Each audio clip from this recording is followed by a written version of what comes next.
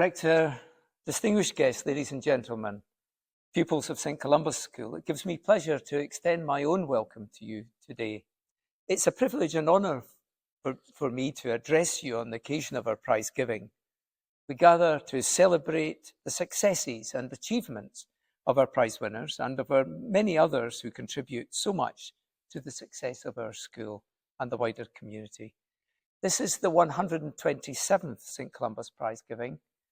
Although in 1898 the school had not yet been named St. Columba's, 54 pupils started in the first session in Duckle Road, in what was then a purpose-built, modern school with senior and junior pupils together in one building.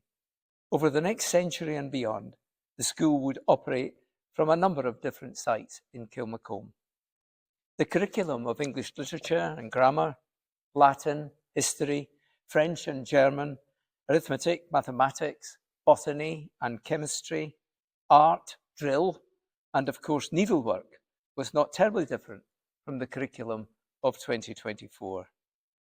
I believe that the founding principles of our school continue to inform our hopes and aspirations as our teachers nurture our young people, guiding them to become informed, responsible and tolerant citizens. As the young men and women of our sixth year take their leave of us, moving on to university or whatever adventures await them, my hope is that they will be fine ambassadors of our school and for the education which they have received here. This has been a year of many challenges for the school and Board of Governors.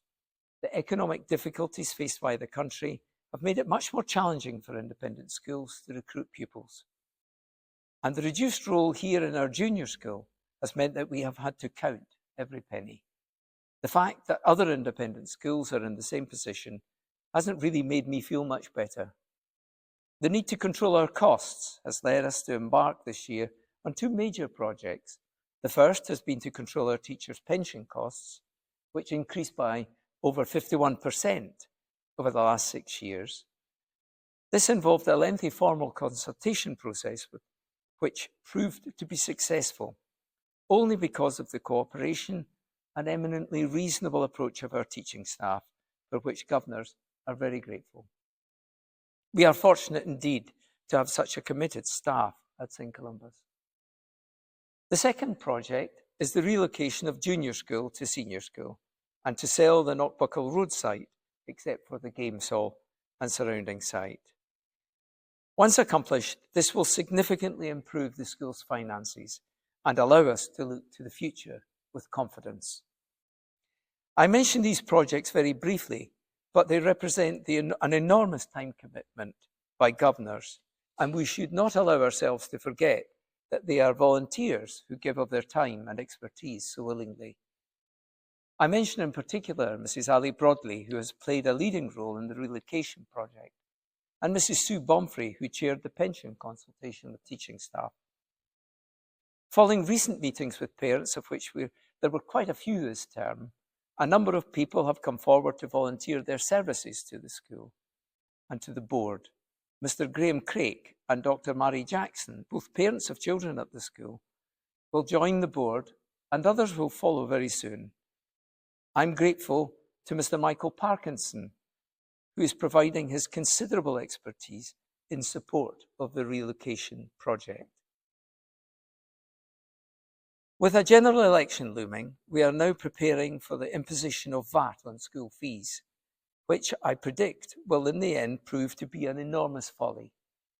A former colleague of mine, Richard Cairns, the headmaster of Brighton College, wrote a letter to the Times recently, asking whether, in imposing VAT, the government would do what is normal practice when such major changes, such as have been made, for example, to state pension arrangements, introduce a series of transitional protections for those who will be worst affected, children in this case. Alas, there are no such proposals. The idea that in imposing VAT on independent schools, a government would be closing a loophole to stop wealthy parents exploiting the system is simply not true. Education has long been a charitable purpose, which led to all forms of education being exempt from VAT. Nobody else paying fees for education, for nursery, for college or for university will be charged VAT. VAT will apply only to children in independent schools, schools where the standards of education are the highest anywhere in the world.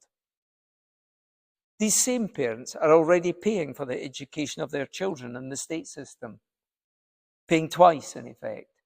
Some may say paying 100% tax equivalent. By the time the government has had to pay for the education of children and young people forced from the sector, I fear that it will end up costing the taxpayer more money rather than less. My thanks go to the rector for her outstanding leadership of the school. Headship invariably involves facing major challenges, and Mrs. Riley has certainly had her fair share, not least with almost 3 years of pandemic. She has led the school superbly, and we owe her a debt of gratitude.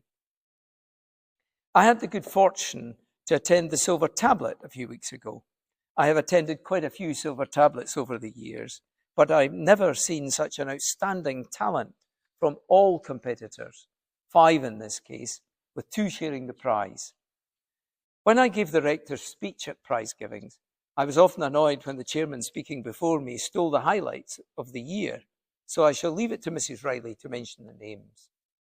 On the same day as the Silver Tablet, another outstanding success was achieved by the school on the national stage. Our debaters won the Mace, the foremost debating trophy in Scotland. Again, I will not steal Mrs. Riley's thunder, but I will congratulate Mrs. Janet Stevens, former senior deputy rector, who single-handedly started and developed debating at St. Columba's and is still doing it 8 years after her retirement. We owe her our sincere thanks. Our bursar, Mrs. Una Telfer, in addition to a wide and extensive remit, has taken a leading role in our major projects. Without her commitment, expertise, and sheer hard work, they would not have been successful. Thank you. I shall be popping up again shortly to introduce our principal guest, but this is my opportunity to send my very best wishes to our leavers as they start new chapters in their lives. Good luck to those awaiting public examination results in 7 weeks' time. Luck, of course, will play no part in the outcome. And to wish you all a wonderful summer holiday.